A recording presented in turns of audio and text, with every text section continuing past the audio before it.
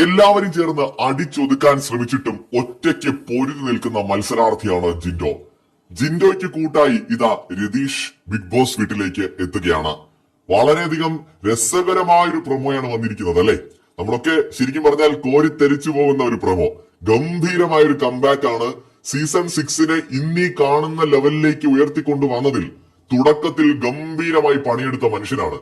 ആദ്യ ആഴ്ചയിൽ പോയപ്പോ ആദ്യമൊക്കെ വിമർശിച്ചവർക്ക് പോലും ഒരല്പം വിഷമം തോന്നി. കാരണം കണ്ടന്റ് മേക്കർ ആയിരുന്നു, അയാൾ അവിടെ വേണമായിരുന്നു എന്ന് വിചാരിച്ചവരാണ് നമ്മൾ ഓരോരുത്തരും. എന്തായാലും വലിയൊരു തിരിച്ചുവരവ് ഇപ്പോൾ രതീഷ് നടത്തുകയാണ്.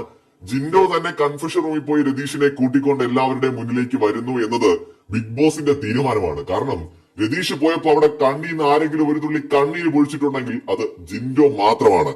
അത് ജിൻഡോയുടെ ഒരു ഫേക്ക് ഡ്രാമയായിട്ട് അന്നും ഇന്നും എനിക്ക് തോന്നിയിട്ടില്ല. കാരണം അവിടെ ജിൻഡോയോട് അടുപ്പം കാണിച്ച ഒരേ ഒരാള് രതീഷായിരുന്നു. രതീഷ് മാത്രമാണ് ജിൻഡോയുടെ ഒപ്പം നിന്നത്.